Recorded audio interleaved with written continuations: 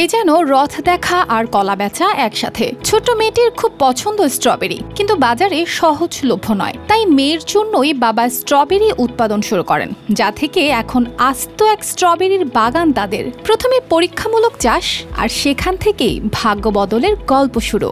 বলছি মেহেরপুরের মুজিবনগরের সীমান্তবর্তী জয়নগর গ্রামের মঞ্জুরুল ইসলামের কথা, যিনি মেয়ের ভালোবাসা থেকেই হয়ে উঠেছেন সফল কৃষি উদ্যোক্তা।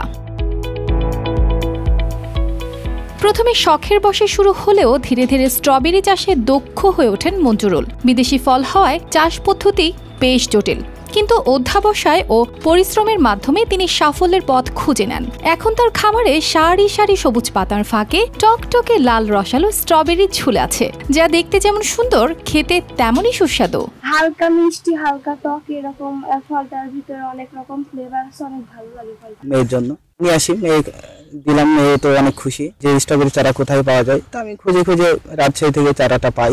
1 কাঠা জমিতে আমি পরীক্ষামূলক এটা করি, তো পরীক্ষামূলক করে দেখি না রেজাল্ট ভালো, তখন মাথায় আসে যে এটা চাষ করা যায়। আমার ব্যবসার পাশাপাশি এই চাষটা করলে আমি হয়তো আর্থিক দিক থেকে আরো স্বাবলম্বী হবে। তো সেই আইডিয়া থেকে আমার মাথায় আসে, পরবর্তী যে আমি চাষটা শুরু করি, বিশাল একটা প্রফিটের একটা জায়গায় স্ট্রবেরিটা। বিশেষজ্ঞরা বলছেন স্ট্রবেরিতে থাকা ফ্ল্যাভোনয়েড ও অ্যান্টিঅক্সিডেন্ট ত্বকের সৌন্দর্য বাড়ায়, খারাপ কোলেস্টেরলের মাত্রা নিয়ন্ত্রণে রাখে ও রক্ত সঞ্চালনে সহায়তা করে। বাজারে এর চাহিদাও দিন দিন বাড়ছে। কৃষি বিভাগও নতুন উদ্যোক্তা তৈরিতে কাজ করছে, যাতে স্ট্রবেরি আরও সহজলভ্য হয়। প্রতি বছরে আমরা একটু একটু করে উন্নতি করছি, চাষ উন্নতি করছি, কৃষকদেরকে উদ্বুদ্ধ করছি, কৃষকদেরকে দেখাচ্ছি। আমি নিজে কয়েকজন কৃষককে এখানে সরাসরি নিয়ে আসার পরে তাদেরকে দেখাই, বুঝাই। চারা যেভাবে উৎপন্ন করার জন্য আমরা কয়েকটা টিস্যু কালচার নিয়ে এসেছিলাম।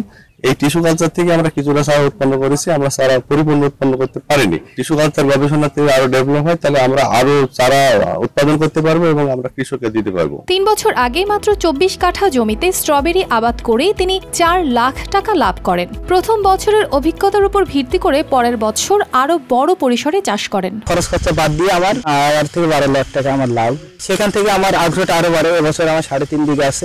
2 বছর ধরে কাজ করছি, যাবতীয় যেগুলো লাগে এইগুলো আমি সামনে কিছু অল্প কিছু চাষ হলেও করার চেষ্টা আছে আমার। বর্তমানে মঞ্জুরুল ইসলামের বাগান শুধু তার নিজের ভাগ্য নয়, পুরো এলাকার অর্থনীতিতেও ইতিবাচক প্রভাব ফেলেছে। তরুণ ব্যবসায়ীরা এখান থেকে স্ট্রবেরি কিনে দেশের বিভিন্ন স্থানে বিক্রি করছেন। আগের বছরও করেছি, এবছরেও করছি। মার্কেটে নিয়ে যাওয়ার পরে দেখা যাচ্ছে আমাদের অন্যান্য ব্যবসাতে সেলের ক্ষেত্রে যে সময়টা লাগে তার অর্ধেক সময় আমরা এই জিনিসটাকে সেল করি। একসময় কৃষি ছিল শুধুই খাদ্য উৎপাদনের মাধ্যম, কিন্তু এখন তা ব্যবসায়িক সম্ভাবনার নতুন দিগন্ত খুলে দিয়েছে। প্রয়োজনীয় সরকারি ও বেসরকারি সহায়তা পেলে এমন আরও উদ্যোক্তা তৈরি হবে, যা ভিন্নধর্মী কৃষিতে সফল হবেন।